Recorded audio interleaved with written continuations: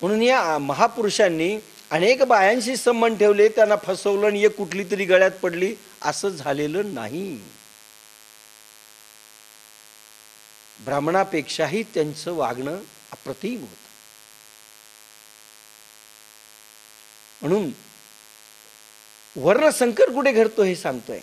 वृत्ती हलकट असेल, टुकार पोरं असतील कुठल्याही जातीचे असो, आणि कुठलेही टुकार पुरी असतील,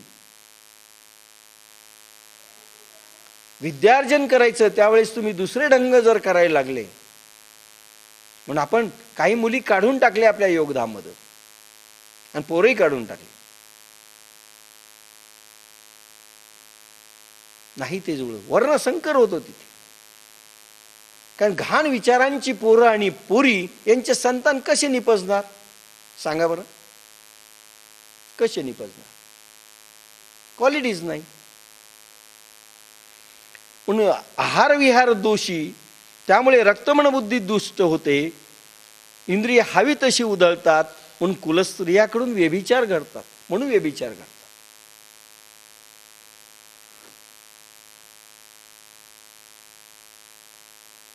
उत्तबादमी संचर, समजा व्यभिचार घडला, काहींच्या मनात शंका आहे, ठीक आहे, त्यावेळेस त्या दोषी झाल्या, अध्यात्मामधून डिबार्ड आहेत समजू नका. पिंगला वेशा, गणिका वेशा आणि कानोपात्रा ह्या वेशा होत्या, पण महान संत झाल्या.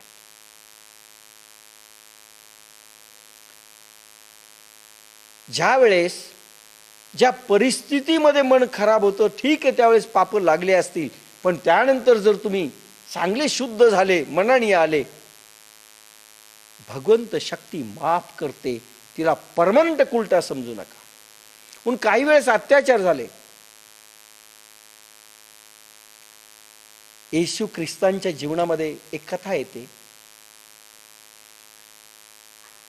खेडे गावामध्ये एक मुलाकडून एका पोरीशी प्रसंग, अतिप्रसंग झाला, किंवा ती पोरगी डिबॉचरस निघाली, किंवा तिने व्यभिचार केला. शिक्षा दिली त्या काळात की हिला दगडाने ठेसून मारा.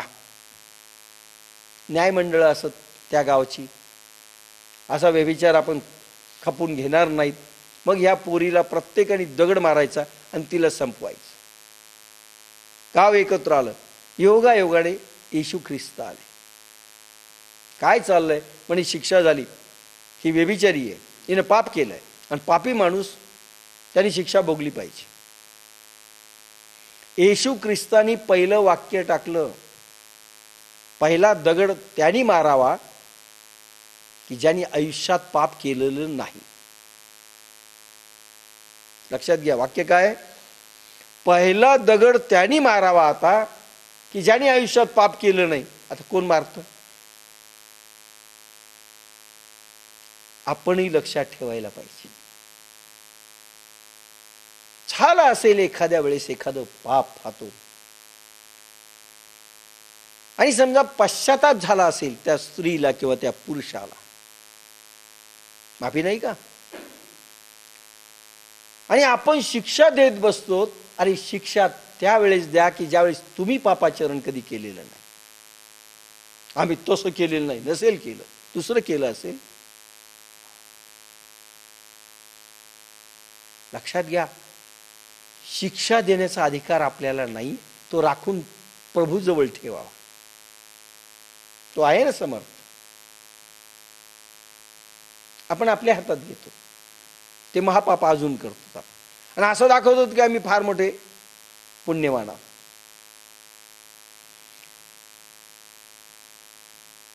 म्हणजे एका विषयातनं काही कड्या बाहेर येत आहेत, ते तुमच्याही लक्षात याव्यात. नाही तर आपण तो लगेच हे होऊन जातो, नाही फार मोठं पाप केलं. तैसे यमनियम ठाकती, तेथ इंद्रिय सैरा राहटती, मनोनी व्यभिचार घडती कुळस्त्रिया. कुळस्त्रिया व्यभिचारी होतात. अनेक लोकांशी रत होणं म्हणजे व्यभिचार, म्हणजे प्रॉस्टिट्यूशन, वेश्या.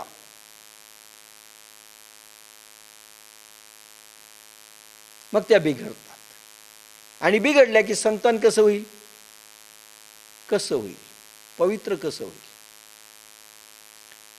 इथे असं म्हटलेलं नाही की व्यभिचार हा वाईट आहे. असं म्हटलंय की व्यभिचार करणारे वाईट असतात आणि त्यामुळं त्यांचं मनस्थिती, अशा मनस्थितीतल्या लोकांचं संतान पुढे कसं जन्मेल? तेही फालतूच निघेल. उत्तमादमी संचरती ऐसे वर्णावर्ण मिसळती, तेत समूळ उपडती जाती धर्म.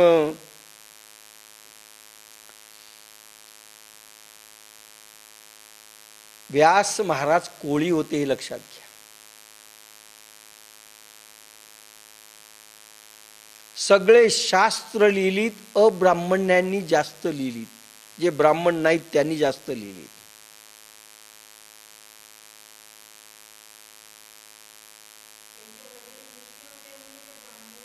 नाही, आपण आता जातीवाचक बोलू. अनेक वेळेस बोलताना भगवान व्यास तसे म्हटले तर कोळी, पण त्रिजगतात वंदनीय झाले. लक्षात घ्या, प्रत्येकाने वंदन केले. म्हणजे ऋषीमुनी कुठल्याही जातीत होऊ शकतो. आणि किती वाल्मिकी सारखा महान पापी वाड्या कोळी हा वाल्मिकी ऋषी झाला हे लक्षात घ्या. माफी प्रत्येक क्षेत्रात आहे, फक्त त्यांनी मनाने झालं पाहिजे. हा, ती सतत जर बिघडत असेल पोरगा आणि पोरगी, दारू पिली, ठीक आहे. ज्या वेळेस, आता तुम्हाला पुन्हा एक सांगतो, थोडा विषय क्लिअर होईल. तुम्ही बेशुद्धीमध्ये असतात जे कर्म झाले त्याची माफी मिळू शकते. पण ज्यावेळेस जागेपणी झालेले असतात त्याला माफी नसते. म्हणजे कसं? आता तुम्ही म्हणाला जागेपणी झोपलेलं तर काय असतं? बुद्धीवर ते झापड आलेली आहे, भ्रम उत्पन्न झालेला आहे आणि तुम्हाला विवेक आणि सार आणि आसार काही कळत नाही. त्यावेळेस ज्या घटना तुमच्या जागेपणी घडतात त्याला बेशुद्धीतल्या घटना म्हणतात. लक्षात घ्या मी काय म्हटलं. तुम्ही जागे आहात. काही लोकांना सांगितलं, समजा ज्ञानेश्वरीला या, आम्हाला वेळ मिळत नाही. यांना कसे मिळाले? बहुतेक रिकामे असते. काही म्हणतात आमची दुकानदारी आहे, आम्हाला वेळ मिळत नाही. काही म्हणतात आमचं फलाणे, आम्हाला वेळ मिळत नाही. आपल्याला माहित आहे की प्रमुख काय हो? प्रमुख काय? ज्या वेळेस वेळ अध्यात्माची येते, आध्यात्मिक कर्म करण्याची वेळ येते, त्यावेळेस तुम्ही संसारिक कर्म करतात म्हणजे पापाचरण करता, अशी एक कल्पना करा. कारण हा क्षण मोलाचा आहे, पुन्हा येणारा नाही आयुष्यात, असं समजा कल्पना करा. आणि हे पापाचरण करत असताना तुम्ही सांगड घालता, तो दुसरा जो संत माणूस आहे त्याच्या लक्षात येतं की हा वेडगळ आहे.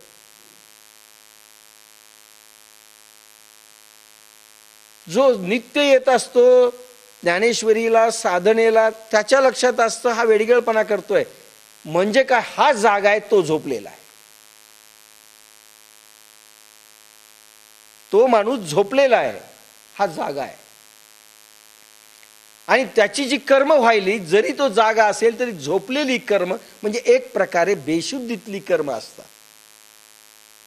पण एकदा तो जागा झाला की ते माफ होऊ शकतं. जागा झाल्यानंतर माफ होऊ शकतं. माहितीच नाही त्याला. पण एकदा माहिती झालं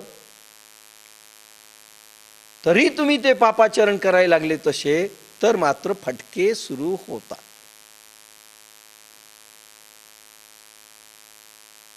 असं म्हणतात ना, तो तर अज्ञानी आहे. एखादं पोरग शिव्या द्यायला लागलं आणि मोठंही शिव्या द्यायला लागलं, कोणाला माफ करतो आपण? पोराला. अरे त्याला कळत नाही, पण तुला कळत नाही का? त्याचं कसं ऐकून घेतलं? माझं काय झालं नाही द्यायला? त्याला कळत नाही. त्याला कळत नाही हे जे म्हणतो ना, म्हणजे काय, तो बेशुद्धीत कर्म करतोय. जागा होणं धोका आहे. म्हणून ज्ञानियांच्या झोंबे कंठी, कोणती ओवी, नवलांकाराचे गोठी, विशेषण लागे अज्ञाना पाठी, ज्ञानियाची या झोंबे कंठी, नाना संकटे नाचवी. ज्ञानाला झोंबत, कारण अज्ञानाला मारही कळत नाही. दारू पिणारा नालीत पडला, त्याला वाटतं आपण स्वर्गात आहे, कारण तो बेशुद्धीत असतो. पण ज्ञानी माणूस दारू पिऊन नालीत पडला तर त्याला देवही माफ करत नाही, लोकही माफ करत नाही. एका पोराने चेंडू असा फेकून टीव्हीचा काच फोडला, त्याला माफ करतील. पण मोठा माणूस करू लागला तर त्याला माफी मिळेल? नाही मिळत. म्हणून आपण अज्ञानी आहोत अगोदर सिद्ध करावं लागेल. त्यालाही माफी नाही, सटके बसतात, पण जरा कमी बसतात. याला जास्त सटके बसतात, त्याला जास्त बसतात. जे VIP कोठ्यातून आले त्यांना सटके जास्त आहेत. सिंपल कोठ्यातला आहे, पण त्याला काय, हम हे राजा इंद्रपुरी के, पडला तरी तो पाका जोशात असतो, हा तो बेशुद्धीत आहे. पण दारू पिणाऱ्यांना माहित आहे दारू वाईट आहे. कुठल्या माणसाला माहित नाही? लेख लिहायला सांगा, तुमच्यापेक्षा जास्त चांगले लिहितील ते दारूवाले. दारूचे दुष्परिणाम काय ते जे लिहून देतील ना, तुम्ही मला दाखवा त्यांच्या इतकं लिहून. अनुभव असतो. तरीही ते जागे होत नाहीत, कारण बेशुद्धीत असतात. आणि बेशुद्धी अवस्था त्यांना आवडते. लक्षात घ्या. आणि अशा बेशुद्धी अवस्थेमध्ये जे जे कर्म केलं, तुम्ही जर बेशुद्ध अवस्थेतून शुद्ध याच्यात मध्ये आलात, ती माफी झाली. आपल्याला हेच निकष लावावे लागते, जाग करावं लागतं. बाबा रे चांगलं नाही, आणि एकदा त्याच्या लक्षात आलं चांगलं नाही, एका सेकंदात सोडतो. अंगुलीमाल डाकू, आता विषय आला म्हणून सांगतोय, म्हणजे एकदा क्लिअर होऊन जावा एखादा विषय. भगवान बुद्धांना सगळ्यांनी सांगितलं, महाराज त्या जंगलाकडे तुम्ही जाऊ नका. त्या खेड्यात गेले ते का? म्हणजे तिथे अंगुलीमाल डाकू आहे, आणि तो माणसं मारतो. त्याला दया माया काही नाही, तो संतही ओळखणार नाही, काही नाही. आणि तो काय करतो, माणूस मारला की त्याचं एक करंगळीचं बोट कापतो मारल्यानंतर, आणि त्याची माळ करतो, हार तयार करतो आणि आपल्या गळ्यात घालतो. बस हा छंद आहे त्याला. नाही म्हणजे मला गेलंच पाहिजे. प्रत्येकाने विनवलं, महाराज तुमची फार आवश्यकता आहे, तुम्ही जाऊ नका, त्या डाकूसाठी प्राण घालू नका. तो कधी ऐकणार नाही. नाही म्हणे मला जायचं. आता शिष्य कोणीच तयार झालं नाही. कोण जाणार मारायला? हे गेले. शांत धीर गंभीर समाधी अवस्थेतून उठून बुद्ध गेले. अंगुलीमालनी पाहिलं, एक साधूचा ड्रेस घातलेला संन्यासी येतोय. थोडंसं मन हे झालं. अहो म्हणले, काय म्हणतायत तुम्ही? तुम्हाला कोणी पाठवलं इथे? सांगितलं नाही मी राहतो या जंगलात? नाव सांगा. माझा नियम माहीत नाही, मी मारत असतो. बुद्ध शांत आहे, काही बोलत नाही. आता एक पाऊल पुढे टाकू नका, परत फिरा. एवढंच मी सांगतोय. आजपर्यंत कोणाला सांगितलं नाही परत फिरा, पण तुम्हाला मारू वाटत नाहीये मला. एकदा वॉर्निंग देऊन टाकतो तुम्हाला, परत फिरा. आता जर एक पाऊल पुढे टाकला तर मी तुमचं मुंडकं उडवील.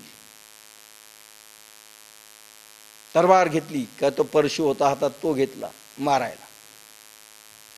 बुद्ध शांत आहेत, तरी चाललेले.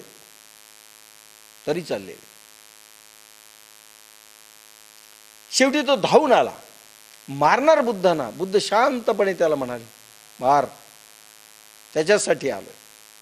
पण एक नियम माहिती आहे का तुला? म्हणजे काय नियम? असा आहे की मरणाऱ्याची इच्छा विचारणार की नाही तू? अरे सगळेजण विचारतात. हा डेगे डेगे म्हणलं, आता मरायलाच तयार आहात, सांगा काय ते, तुमची इच्छा नक्की पूर्ण करेल. सांगा म्हणले काय तुमची इच्छा आहे? एक फक्त तुम्हाला जीवदान नाही हं, एवढी इच्छा सोडून बोलायचं. हो म्हणले, तेवढं सोडून बोलतो, बार ना मला. ठीक आहे म्हणले, सांगा काय इच्छा आहे? एक आहे म्हणले, ही झाड जे दिसतं समोर याची फांदी तोडायची. काय मूर्ख आहेत म्हणले तुम्ही, काय मागून मग? मला वाटलं खाया प्यायचं मागताल, काहीतरी मागताल, 4 दिवस जगू द्या म्हणताल, काहीतरी म्हणताल. फांदी तोडून आणली, घ्या म्हणले, आता परत जोड बनली. काय मूर्ख आहेत का म्हणले? फांदी कुठं जोडल्या जाईल का? तोडले जाते, जोडले जात नाही. म्हणे ईश्वरी सृष्टीमध्ये जी ईश्वराने निर्माण केलेली वस्तू असेल, भले तो मानव असो की पशु असो की पक्षी असो की झाड असो, तोडता येतं पण जोडता येत नाही. तुला मारण्याचा काय अधिकार? निर्माण तू जर करू शकत नसेल तर नष्ट करण्याचा तुला अधिकार काय? याचं पहिलं उत्तर दे आणि मग मला मार. शांत आणि ते आभामंडल बुद्धांचं होतं. खाटकन त्यानं परशु फेकला, लोटांगण घातलं. महाराज मी तुमचा शिष्य झालो. बस, पापी आहे, हजारो मुर्दे पाडलेले आहेत. राजा देखील थरथर कापायचा अंगुलीमाल डाकूला. पुढे ज्यावेळेस हे पुढे सगळं गाव म्हणलं आता फिनरलची व्यवस्था करावी लागते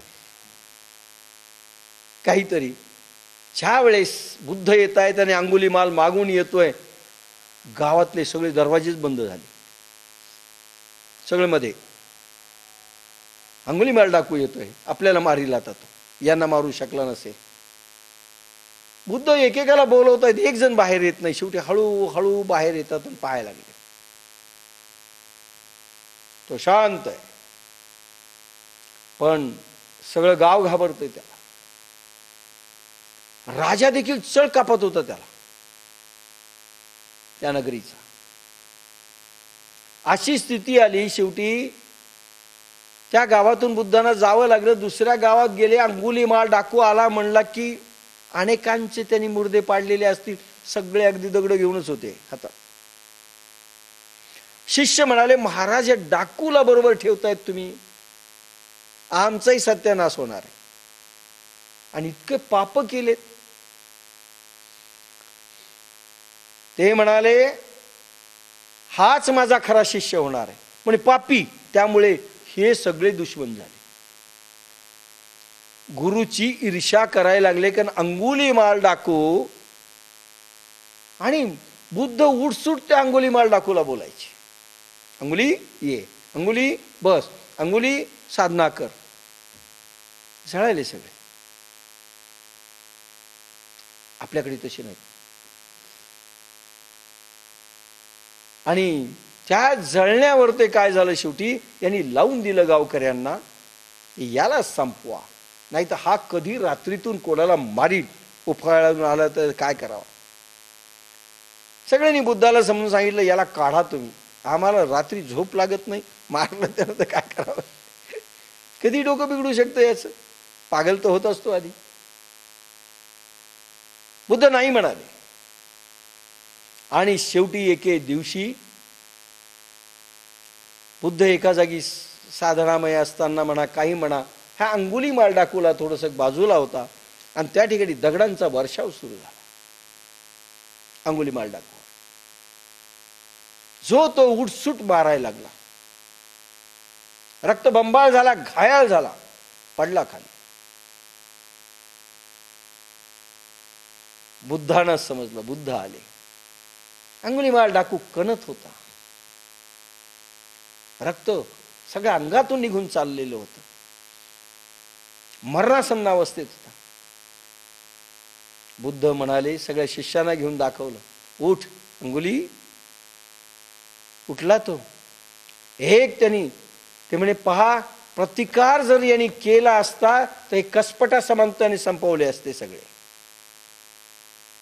खरा शिष्य कोण, तुम्ही का ते? अरे ईर्षेने तुम्ही पेटलात, तुमचं मन खराब आहे, तुमच्या इतका दुष्ट प्रवृत्तीचा कोणी नाही, कारण तुम्ही याला संपवण्याचा प्रयत्न करायला लागले. आणि जो हा अंगुलीमाल डाकू आहे, ज्याचा धंदा होता, खरा शिष्य झाला, अरे अहिंसा भाव याच्यातनं तुम्हाला दिसला पाहिजे. तुम्ही हिंसक झाला, तो अहिंसक झाला.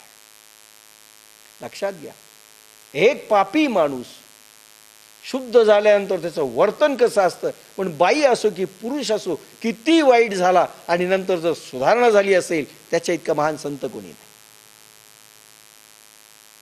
मला वाटतं पुष्कळ झालं. पण समजा असा अनाचार झाला, ती नाही सुधारले ते लोक, तर मात्र ते कुळ संपलं असं समजा. इंद्रिय हवी तशी उधळतात म्हणून कुलस्त्रियाकडून व्यभिचार घडतात, आणि कंटिन्युअस व्यभिचार चालत असेल आणि बंद झालेला नसेल तर ते कुळ संपलं. उत्तमादमी संचरती ऐसे वर्णावर्ण मिसळती, ते तत्समूळ उपडती जाती धर्म. शुद्ध रजरेत व अशुद्ध रजरेत अधम आणि नीच यांचे संयोग होतात. आता मी काय म्हणलं, माऊलींनी तेच सांगितले.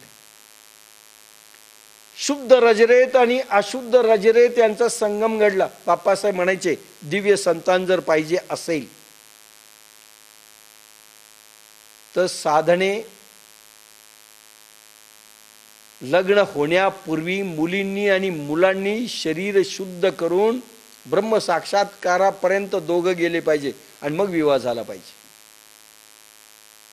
दोघही गेले पाहिजे. शुद्ध शरीर, रजरेत शुद्ध, शुद्ध शरीर, शुद्ध बीजाची पोटी, फळे रसाळ गोमटी, मुखी अमृताची वाणी. काय म्हणतात तुका, शुद्ध बीजाची, शुद्ध बीज झालं पाहिजे. तुम्ही कुठल्या जातीत आहात ते बीज शुद्ध आहे असं समजू नका. तुमची वृत्ती आणि तुमचा रक्त वर्ण किती बदललाय आणि किती शुद्ध केलं याला महत्व आहे. विसरून जा काय काय पाप केली. शुद्ध बीज. गणिकेणी शेवटपर्यंत व्यभिचार केला होता, म्हणजे प्रास होती, पण ती म्हणायची देह विक्री करून मी फक्त पोट भरते, पण माझं ते विक्री करत असताना प्रभूमध्ये मन असत. लक्षात घ्या, देह विक्री करत असताना प्रभूमध्ये जर मन असेल तर त्याला व्यभिचार धर्माने म्हटलेलं नाही. अनेक उदाहरणं आहेत,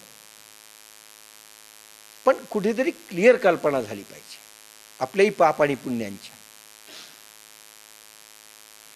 उत्तम अधम संचरती, म्हणून शुद्ध दोघं जर असतील की त्यांचं फळ अतिशय शुद्ध होईल. अधम असतील त्यांचे फळ असे, मग आमचे पोरं असे का निपजले, त्याचे कारण शुद्ध बी नव्हतं. सयाजीराव गायकवाडांची एक कथा कोणीतरी मला सांगितली, मी ऐकलंय. सयाजीराव गायकवाड हे शेवटचे राजे आणि दत्तक पुत्र होते. राजाने दत्तक घेतलं मुलाला, गरीब घराण्यातला मुलगा, आणि राजा झाला. त्या काळातले जे शंकराचार्य होते त्यांच्याकडे सयाजीराव गेले आणि म्हणाले, महाराज मला सारखं वाटतंय की देवसंस्थानांना ज्या जमिनी इनाम दिलेल्या आहेत त्या सगळ्या ताब्यात घ्याव्या. शंकराचार्य काही बोलले नाही.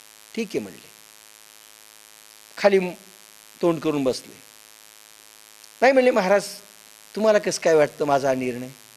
आता यांचंही संस्थान खारिज करायचं ना, आणि जमिनी घ्यायच्या ताब्यात. संस्थानेला 200 एकर 500 एकर अशा काही जमिनी त्या काळात द्यायची, त्या ताब्यात घ्यायच्या होत्या. पुन्हा म्हणले, महाराज कसा काय निर्णय वाटतो तुम्हाला? एकदा दोनदा तीनदा म्हणल्यानंतर ते म्हणे, तुला तसंच वाटणार, तुझं बरोबर आहे. आता वाक्य काय टाकलं? तुला तसंच वाटणार. नाही म्हणे महाराज स्पष्टीकरण करा. नाही म्हणे तुला तसंच वाटणार. ते म्हणे कसं काय मला तसं वाटणार? खारिज करावं असं तुला वाटणार. कसं वाटणार? कारण तुझ्यात राज बीज नाहीत म्हणले, कारण तू दत्तक पुत्र आहेस. अनुवंशिक परंपरेने जी राज बीज रक्तामध्ये यायला पाहिजे ते तुझ्या रक्तात नाही आहेत. तू बरोबर खालसा करशील, पण तुझा जो पुत्र येईल ना, राजा होईल ना, त्याच्यात राज बीज असतील, तो परत करील आमच्या जमिनी. त्यांनी विचार सोडून दिला आणि घरी आले, पुन्हा बोललेच नाही. राज बीज रक्तात असायला पाहिजे, आणि ह्या रक्तरंग आपण बदलायला पाहिजे. हो, रक्तरंग बदलायला पाहिजे. शुद्ध बीज. पण आता असा काळ आलाय, कोणी प्रयोग करायचे, साधी साधना करायला तयार नाही. पोरं आणि पोरी शुद्ध करून ते म्हणले त्यांना जर, मग मात्र त्यांच्या पोटी संतान चांगले होती. बापासाहेब म्हणायचे, कृष्ण जन्माला प्रत्येकाला वाटतं आता भगवंतानी अवतार घ्यावा, कोणाच्या पोटी घ्यावा असे म्हणायचे ते. यशोदा आणि नंद दाखवा ना, ज्यांनी खूप तप केलेले आणि ज्यांच्यामुळे कृष्ण अवतरला, कोणाच्या पोटी घ्या? ते म्हणले, उद्या मला जन्म घ्यायचा असं वाटलं, मी कोणाच्या पोटी येऊ? शुद्ध शरीर तर पाहिजेत, ज्यांच्या पोटी साधू संतांनी जन्म घ्यावा वाटतं. फार अवघड गोष्ट ही सगळी, पण ही लक्षात घ्या. हे जर बदल झाला तो शुद्ध झाला. भलेही वाल्या कोळी असो, अंगुलीमाल डाकू असो, आणि प्रथम खरा शिष्य अंगुलीमाल डाकू झाला. उत्तमाधम संचरती, शुद्ध बीज दोघांचे पाहिजे, फळ एकदम टॉप होतात. तुकारामाने सांगितलं, ऐसे वर्णावर्ण मिसळती, ते तो समूळ उपडती, जाती धर्म. शुद्ध रजरेत व अशुद्ध रजरेत यांचे संयोग होतात. अशा रीतीने भिन्न भिन्न रक्तवर्णी रजवीर्ये एकमेकात मिसळतात. फॉरेन संस्कृतीतली बायको इंडियन संस्कृतीत नको म्हणतात का? उगीच कल्पना आहेत की आपले लोक बिघडलेले नाहीत, तेच बिघडलेले. खरं म्हणजे आपण त्यांच्यापेक्षा जास्त बिघडलेले. आता ते काहीच राहिलेलं नाही. बापासाहेब नेहमी म्हणायचे, सगळे खाली आलेत आता, कुठलाच धर्म राहिला नाही, कुठलीच जात राहिलेली नाही. पुन्हा पहिल्यापासून सगळ्यांनी चढायला सुरुवात करावी. आपले रक्तरंग बदला. ज्यांनी ब्राह्मण रक्तरंग करून घेतला तो ब्राह्मण, ज्यांचा रक्तरंग क्षत्रियासारखा राहिला ते क्षत्रिय. जाती व्यवस्था पार गेल्या. कोणी समजू नये की आम्ही फलाण्या जातीचे आहोत म्हणजे फार मोठे चांगले आहोत. संस्कार काय करून घेतले, रक्तरंग काय बदलून घेतले आपले, आणि किती जाण निर्माण झाली. अंगुलीमाल डाकू देखील हा पवित्र होतो दुसऱ्यापेक्षा. नाही तर रक्तवर्णी रजवीर्य एकमेकात जर भेळ होतात, याला वर्णसंकर म्हणतात. या विजाती भेसळीमुळे जाती धर्म मुळापासून उपटले जातात.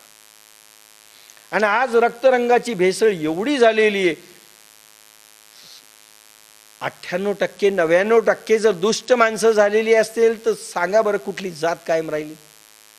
सांगा, ब्राह्मणातले किती चांगले राहिले? 1-2%. सगळ्यात बिघडलेली ब्राह्मण जात दिसते. क्षत्रिय कसे राहिलेत, वैश्य कसे राहिलेत, आणि शूद्र कसे राहिले? सगळे शूद्र झाले.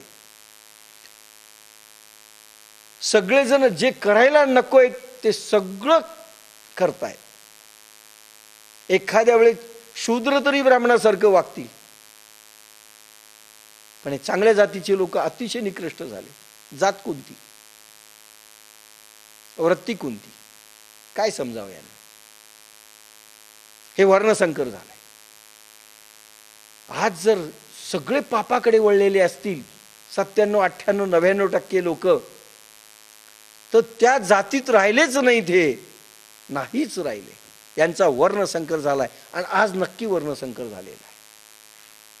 आता चढायचं, वर चढायचे, आपले रक्तरंग बदलायचे, ब्राह्मण व्हायचे. तेव्हा इंद्रिय हवी तशी उधळतात म्हणून कुलस्त्रियाकडून व्यभिचार घडतात. उत्तमादमी संचरती ऐसे वर्णावर्ण मिसळती तेत समूळ पडती जाती धर्म. म्हणून पूर्वीच्या काळात असं म्हणत होते की कुठल्याही जातीचं कोणी करीत होतं, हो, पण त्याच्यात ते शुद्ध पाहत होते, शुद्ध बीज पाहायचे, अलाउड होत की ब्राह्मणांनी ब्राह्मणाच्याच जातीच्या पोरीशी करावं असं मनुस्मृतीत कुठेही लिहिलेलं नाही. आता नको तिकडे आपल्याला वळायला. जैसी चोहटाची बळी चाचू भविजे सैरा कावळी तैसी महापापे कुळी संचरती. चव्हाट्यावर ठेवलेल्या बळीमध्ये जशी कावळ्यानी हवी तशी चोंच घालावी, तशी महापापे वंशजाच्या रक्तमांसादिकात शिरतात. चव्हाट्यावरच पाप करायला तुम्ही सुरुवात जर केलेली असेल, जसे कावळे चोंच मारतात, जो बळी दिलेला आहे त्या शवावर, ते त्याप्रमाणे ही सगळी महापाप चांगल्या वंशाच्या लोकांच्या रक्तात घुसतात. वर्णसंकर झाला म्हणून आपण म्हणतो ना, चांगली चांगली भ्रष्ट झालेली माणसं आहेत, चांगली चांगली भ्रष्ट झाली. एकाच कुळात गोकर्ण जन्मतो आणि त्याच कुळात धुंदकारी जन्मतो. धुंदकारीचं काय झालंय? भूत झाला आणि गोकर्ण उद्धारक झाला. एकाच कुळात दोन भाऊ आहेत. उदाहरण आहे ते. एक पापी झाला, एक पुण्यवान झाला, एकाच घरातले दोन. त्याला काय प्रत्येक जण जसा घेऊन आलाय. म्हणजे शेवटी तुमचं आचरण त्याच्यावरती धर्म ठरतो, वर्णसंकर ठरतो. जैसी चोहटाची बळी चाचूम विजे सैरा राऊ कावळी तैसी महापापे कुळी संचरती. चव्हाट्यावर ठेवलेल्या बळीमध्ये जशी कावळ्यांनी हवी तशी चोंच घालावी, तशी महापापे वंशजाच्या रक्तमांसादीत शिरतात, भोगावी लागतात. ती पुढे अजून खूप लिहिलंय. काय सायन्स आहे. संकरो नरका एव कुलज्ञानां कुलस्य च. संकरो नरका एव कुलज्ञानां कुलस्य च. पतन्ति पितरो येषां लुप्तपिंडोदकक्रिया.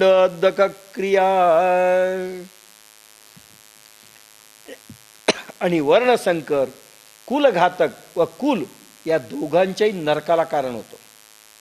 कारण या कुलग्नाचे व कुलाचे ज्याची पिंडक्रिया व उदक्रिया लुप्त झाली आहे, असे होतचा ते नरकात पडतात. कुलघाती कुळ दोणी नरकात जाती संकरोणी. बुडे पिंडोदक श्रद्धा ब्रह्मभाव नुरे श्राद्धा. नुरे नरक देव भय जन्मा जन्मी दुःख होय. माऊलींचं निरूपण. मग कुळातया अशेखा आणि कुळघातका एरा एरा नरका जाणे आती. मग त्या संपूर्ण कुळाला व कुळघातकांना अशा उभय पक्षांना नरकाला जाणे भाग पडते. पा सपखल रीतीने ओवी आहे. कुळाला व कुळघातकांना. जो कुळाचा घात करतो तो तर जातोच जातो, पण ज्याने घात सहन केला तोही जातो. जसं बकरं कोणी मारलं याला महत्व नाही, पाळणारा, मारणारा, प्रोत्साहन देणारा, खाणारा, वाढणारा, शिजवणारा सारखे दोषी. सहन करत राहिले.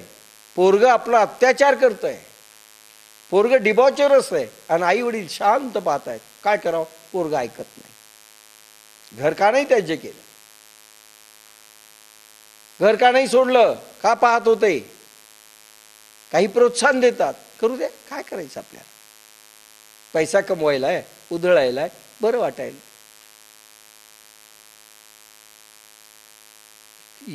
जरी यांनी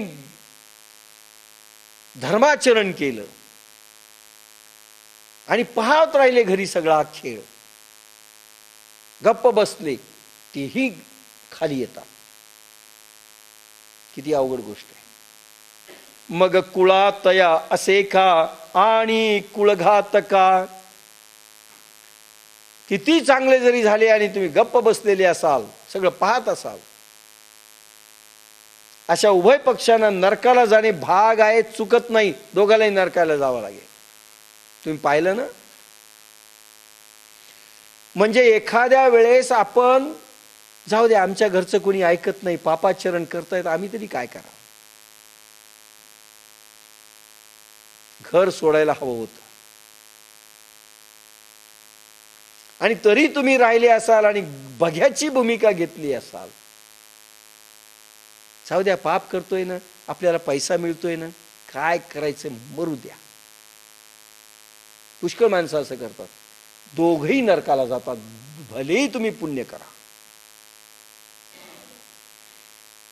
देखे वंशवृद्धी समस्त या परी होय पतित, मग वांडिती स्वर्गरथ पूर्व पुरुष. महत्वाच्या ओळ्यात पुढे पहा, याप्रमाणे वंशात वाढलेली सर्व प्रजा अधोगतीला जाते. आज न उद्या ते खाली पडणार आहेत. जरी चांगले काही असतील, त्यांची अधोगती होणार जर झालं तर.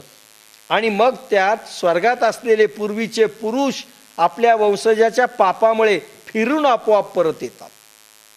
चुकून पुण्य केलेलं असेल आणि स्वर्ग भोगत असतील तुमचे पूर्वज, तर खालच्या पिढ्यांनी पाप केले, पुण्याचाच वाटा मिळतोय असं समजू नका, पापाचाही मिळतोय. एकदा मी बोललेलो याच्यावर.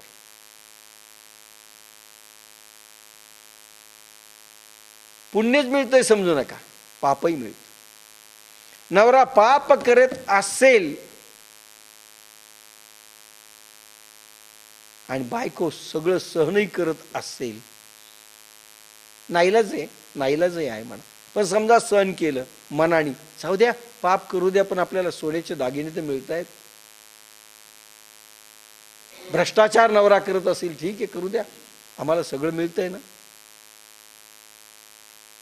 पुण्यक्षय होतो आणि त्यांचं पुण्यक्षय झाले की ते स्वर्गातून खाली पडतात. यांच्या पापामुळे त्यांचं पुण्यक्षय.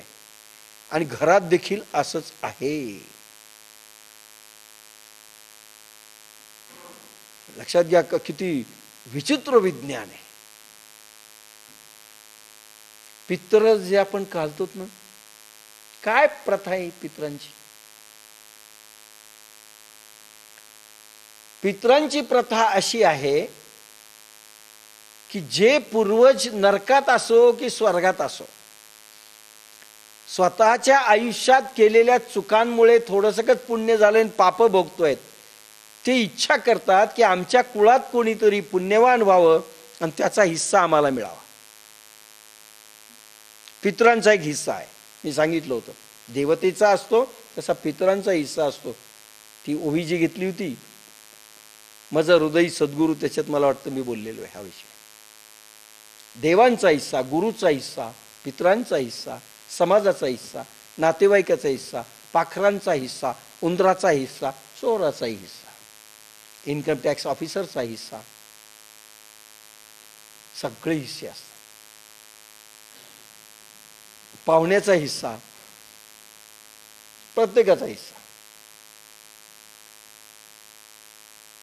दानामध्ये देखील म्हटलेलं आहे, दान जर तुम्ही नाही दिलं, भिकाऱ्याला असो कुठे असो, एक सहज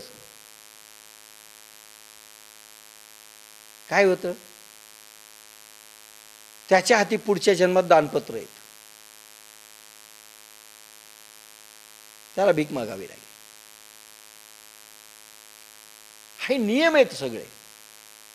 म्हणून पाप जरी केले खालच्या पिढ्यांनी, त्या पापाचाही हिस्सा बिचाऱ्यांना जातो तिकडे भोगायला. म्हणजे थोडं बहुत पुण्य असेल ते त्यांचं नष्ट होतं, हे खाली पडतात यांच्यामुळे. ते श्राप देतात, श्राप. पिढी किती नालायक निघाली, श्राप देतात. आणि पहिला श्राप कोणाला मिळतो? ज्यांनी प्रोत्साहन दिलं करायला. कारण हा तर बेशुद्धीत करतो, पण हे तर शुद्धीवर होते ना. प्रल्हाद आणि बापाला प्रत्येक वेळेस विरोध केलेला आहे, लक्षात घ्या. सहन केलं पण विरोध केलेला आहे. आम्हाला काय करायचं? मरण मरण मरण, मी माझं देवधर्म करतो असं नाही, विरोध केलेला. पण पुण्याचा ठेवा हिरण्याकश्यपूला मिळाला, प्रल्हादाच्या. पाप संपवली. म्हणजे पुण्याईनं पुढच्या पिढ्यांनाही आपल्याला तारता येतं, आणि पाप जर आपण केले तर बिचाऱ्यांना भोगावं लागतं, त्यांचं पुण्यक्षय होऊन खाली यावं लागतं. अर्जुन सांगतोय, देखे वंशवृद्धी समस्त या परी होय पतित. पतित खाली पडतात.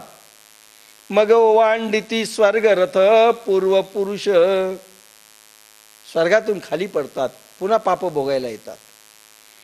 जेथ नित्यादी क्रिया ठाके आणि नैमित्तिक क्रिया पारुखे. आपण जे पित्र घालतो त्याच्यामध्ये पुण्याचा ठेवा मिळाला पाहिजे. त्या अन्नाला महत्व नाही बरं का, अन्नाला महत्व नाही. काय आवडतं त्यांना? दारू आवडत होती, दारू. तंबाखू आवडत होती, तंबाखू. असं नाही. त्या निमित्ताने तुम्ही तुमचं पुण्य अर्पण करताय. भगवंता, जिथं जिथं जे असतील ना, माझं पुण्य लागू दे. ते तुम्हाला स्वर्गातून, नरकातून, जिथे असतील तिथून आशीर्वाद देतात. ज्या जन्मात असतील तिथून आशीर्वाद देते. मी सांगितलं होतं, उदाहरणार्थ एखादे पूर्वज बैल असेल आणि अशा माणसाच्या हाती लागला की चाबूकच मारतोय सारखा, आणि तुम्ही तुमच्या पुण्याईचं इथे दान केलं, काय होईल? त्याला बुद्धी होईल की पोखरणा सारख्यांच्या इथं विकून टाकावा, जो देवधर्माचा माणूस आहे, जो सांभाळ करील, जो मारणार नाही. त्यावेळेस त्याचे जे आनंदाश्रू निघतात त्या बैलाचे, हे याला इकडे कामी येतात. लक्षात घ्या, सगळीकडे फार विचित्र सगळा प्रकार आहे.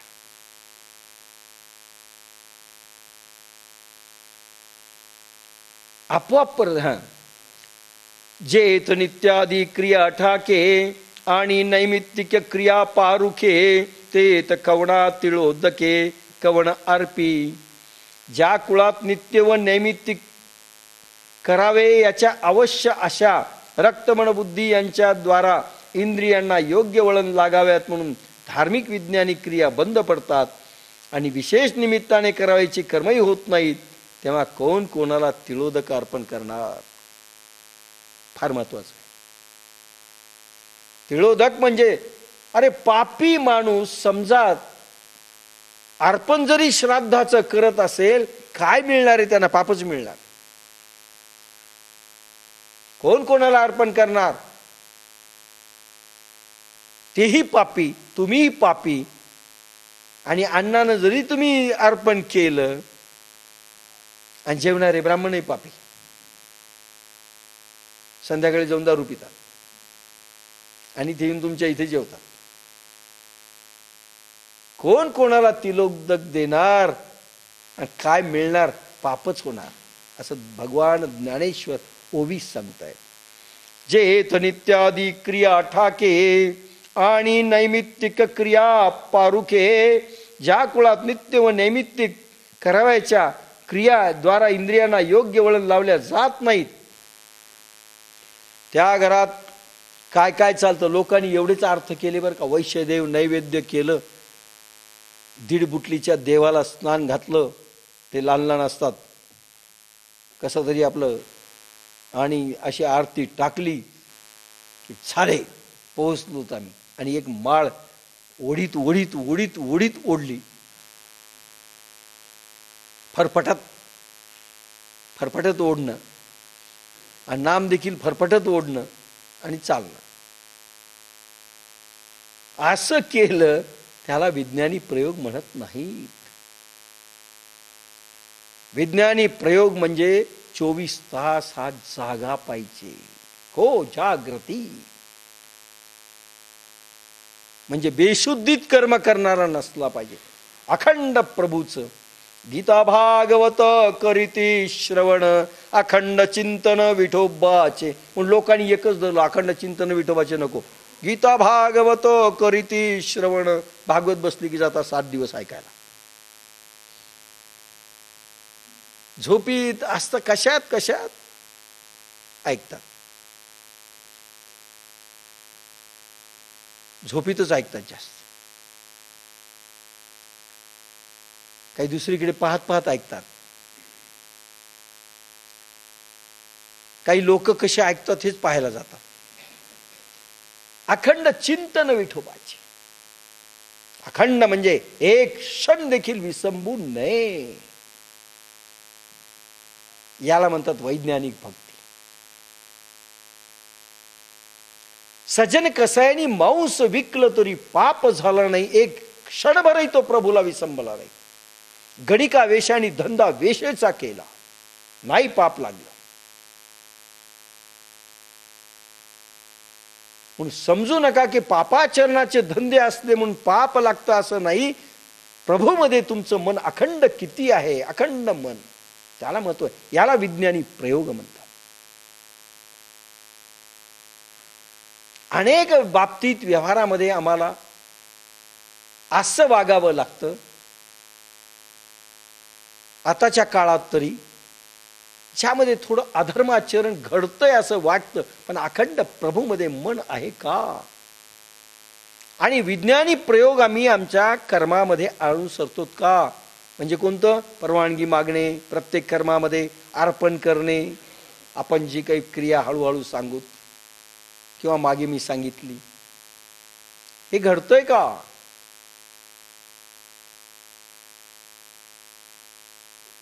सोडून या धन उत्तम व्यवहारे, उदास विचारे व्यय करी. व्यय करी. जोडून या धन उत्तम व्यवहारे. कोण म्हणतो धन जोडू नका, पण उत्तम व्यवहार असा शब्द आहे. उत्तम, उत्तम अर्थात नको.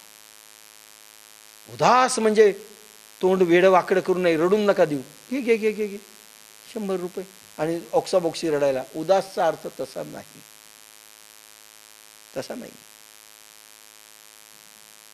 हे माझं नाही असं समजून द्या. उदास म्हणजे वैराग्यशाली अवस्थेमधून द्या. हे माझं नाही प्रभू, त्वदीय वस्तु गोविंदम त्वमेव समर्पयेत. प्रभू माझं नाही होय, मी नाही दिलं, हे तुझे, तुला अर्पण. उदास विचारे व्यय करे. माझे किती द्यावं आम्ही तुम्हाला? माझं म्हणलं की संपलं. जरी उत्तम व्यवहाराने धन कमवलं असेल आणि माझं म्हटलं की तिथे तुम्ही संपले. हे सगळे वैज्ञानिक प्रयोग आहेत व्यवहारातले, हे जुळले पाहिजेत. आणि ज्या घरात जुळत नसतील क्रिया, अशा बंद पडलेल्या आहेत, आणि त्या घराने कुठल्याही श्राद्ध पक्षामध्ये काय दिलं, श्राद्ध केलं आणि अर्घ्य दान दिलं, पावत नाही, पावत नाही, पावत नाही. केवढा अवघड आहे. जाईल तर काय जाईल? पाप जाईल, ते भोग. तरी पितर काय करीती, कैसे स्वर्गी बैसती, म्हणून तेही येती कुळापाशी. विज्ञान प्रचंड सांगितलंय माऊलीनी. वंशजासे निधर्मी अधर्मी अवधर्मी बनल्यानंतर पितर तरी काय करतील, स्वर्गात कसे राहणे होईल, म्हणून तेही आपल्या पतित कुळापाशी येतात. माहितीये, एखादा पितर फार त्याला जर तुम्ही हुसकून लावलं स्वर्गातून तुमच्या पापामुळं, ते खाली येतात, सर्प होऊन येतात आणि तुम्हालाच दंश करतात.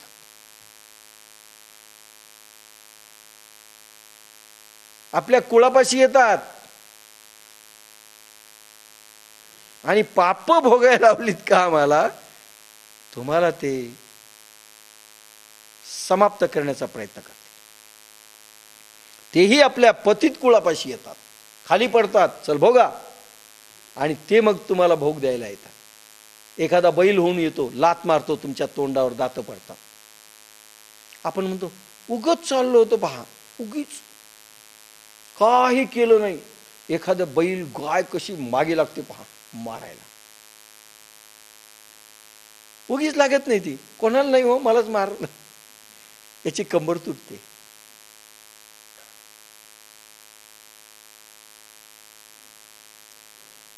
जैसा नखाग्री व्याळ लागे, तो शिखांत व्यापी वेगे.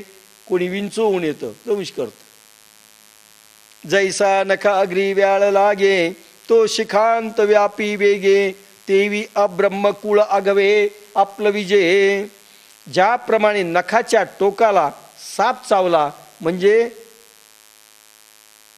त्याचे विष शेंडी पर्यंत एकदम पसरते, त्याप्रमाणे वंशजाचे पाप सत्य लोकापर्यंत एकदम गती मिळालेल्या सर्व पूर्वजांना आधगतीत आणते. बिचारे सत्य लोकात जरी गेले असतील ना, यांच्या पापामुळे खाली ओढल्या जातात. खाली येतात आणि एकदा खाली आले की मग हे यांना मारतात, आधी याची सोय पाहतो म्हणतात. म्हणजे पहा, तेच पूर्वज तुमचे दुश्मन म्हणून खाली येतात, ज्यांनी तुमच्यावर ते प्रेम केले. किती भयानक प्रकरण अर्जुनाच्या निमित्ताने भगवंतानी आपल्या समोर मांडले. 43, 44, 45.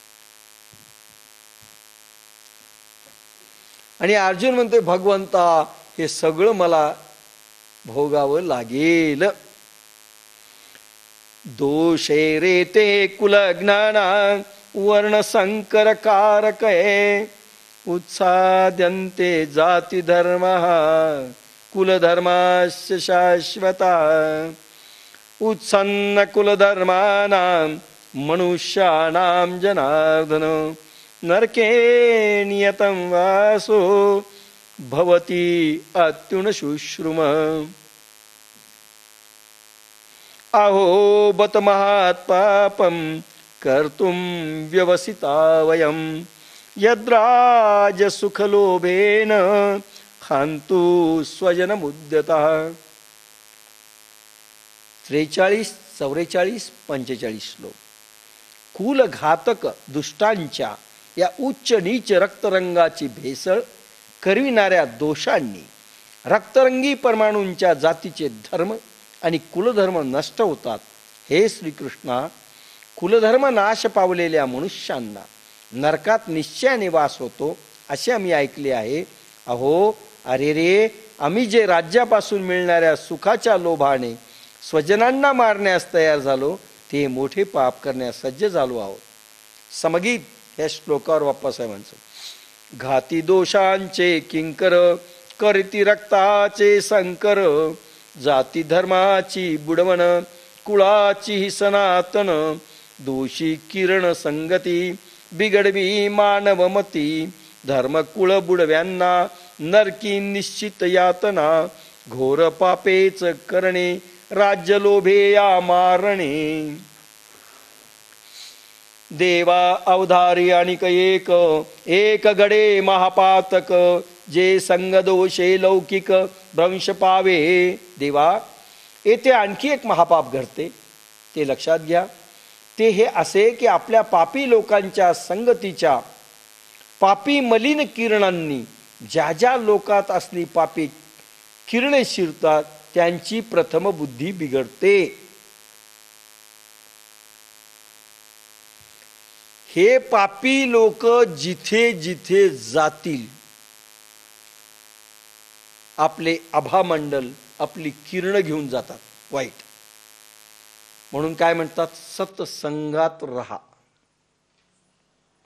सत्संग शब्द कसा आला? सत्य, असत किरण ज्यांची निघत नाहीत. एक, रज आणि तम ज्यांच्या अंगात नाहीत त्या साधू पुरुषांच्या संगतीत राहा. ज्यांचं आभा मंडल अल्फा किरणांचं असेल, दैवी किरणांचं असेल, थिटा विटा गामा हे किरण ज्यांची निघणार नाहीत, असुरी भाव ज्यांच्या याच्यात नाहीत, त्यांच्या संगतीत राहा, त्यांच्या आभामंडलात राहा, त्यांचीच वाणी ऐका, त्यांचा स्पर्श घ्या, त्यांच्या सानिध्यात राहा, त्यांच्याकडून कथा ऐका, त्यांच्याकडून कीर्तन ऐका. जो कीर्तनकार प्रवचनकार प्रवचन देत असताना ह्या कोटीत येत नसेल ते सत्संग नाही, त्याला सत्संग म्हणत नाही. वैज्ञानिक अर्थ सांगताय. एखादा महाराज दिसला, भगवी वस्त्र धारण केली, ओरेटरी आली, कथा कीर्तन करू लागले म्हणजे त्याला सत्संग असतो असं नाही. तम आणि रज त्याच्या रक्तातले गेले आहेत की नाही कशा ओळखायच्या तुम्हाला कोणा बऱ्याच सांगितलेले आहेत. शब्द कसे बाहेर निघतात त्याच्यावरही असतं. आणि त्यामुळं आशांच्या तोंडातून निघालेली वाक्य, आशांची किरण असुरी भावांची असेल, जरी दैवी भाग सांगत असतील तरी ती किरण अशुद्ध असतात आणि ते समोरच्याची बुद्धी भ्रष्ट करतात. स्थानाचा परिणाम, वाईट स्थान असेल त्याचाही परिणाम होतो. एकदा मी उदाहरण सांगितलेलं आहे तुम्हाला, किरणांचं महात्म्य सांगितलेलं आहे, स्थान महात्म्य सांगितलेलं आहे की लक्ष्मण हा ज्यावेळेस जातो वनामध्ये आणि सेवा प्रभूची आणि सीतेची करतो, रात्र आणि दिवस उभा आहे, 24 तास झोपत नाही. आणि त्या सेवा करण्यामध्ये एकदा पाणी आणायला जातो हा, आणि पाणी आणायला नदीला गेल्यानंतर एका स्थानावरून परत येताना एकदम त्याच्या मनात एक वाईट विचार येतो. आणि तो वाईट विचार असा असतो की काय ह्या रामानी आणि सीतेनी आपलं माथेरं केलंय, बायकोला सोडलं, पोरांना सोडलं, सगळ्याला सोडलं, भयानक आपल्याला पाप करायला लावलं, छे छे दुष्ट माणसं आहे ती. आणि त्या स्थानातून परत आला की त्याला पश्चाताप झाला, अरे रामाविषयी आणि सीतेविषयी आपण बोललो, हे वाईट झालं. म्हणून तो भगवंताला सांगतो, रामाला मला प्रायश्चित्य करायचं आणि तेही मृत्यूचं, मी आत्महत्या करणार, तुमच्याविषयी असा विचार आला. भगवंत खूप समजून सांगताय, सीता सांगते ऐकत नाही. नाही नाही असा विचार येणार नाही, महापाप आहे, मला असं का असं विचार शिवला तुमच्याविषयी, हे महापाप घडलं. आणि त्यावेळेस जातो राम म्हणतात, अरे त्या ठिकाणी ज्या स्थानावर गेला तिथे एका राक्षसाचा मृत्यू झालेला आहे, तिथे पाप झालेली आहेत, तू अजून जा, तुला तेच विचार येतील. तो जाऊन पाहतो आणि ते विचार त्याच्या मनात येतात. पुन्हा बाहेर येतो की विचार बदललेले असतात. स्थानाचं महात्म्य, किरणांचं महात्म्य. म्हणून अशा साधू संतांच्या संगतीत राहायचं, अशा अल्फा किरणांच्या संगतीत राहायचं. म्हणून तो म्हणतो साधकांनी साधकांच्या घरी जायला पाहिजे, त्यांच्याशी वार्ता करायला पाहिजे, आपली भावकिरणं त्यांना दिली पाहिजेत, त्यांची आपण घेतली पाहिजे. आपली कमजोर असतील तर आपण ग्रहण केली पाहिजेत. म्हणून शिबिरात एकत्र राहा, म्हणून सगळे एकत्र साधना करा, म्हणून कुठेतरी जा. आपण का म्हणतो याला सत्संग म्हटलंय, की आपली भावशुद्धी होते, आपली किरण शुद्धी होते, आपली शरीर शुद्धी होते, वाणी शुद्धी होते, दृष्टी शुद्धी होते, मनशुद्धी होते, बुद्धी शुद्धी होते, पुण्याचा ठेवा मिळू लागतो. एक दुसऱ्याने मदत करून भावमंडल आभामंडल बदलतं, याला सत्संग म्हणतात. आणि हे वाईट लोक जिथे जिथे जातील तर चांगली लोकही दुष्ट होतात, चांगली लोकही खराब होतात, असं यांचं असतं.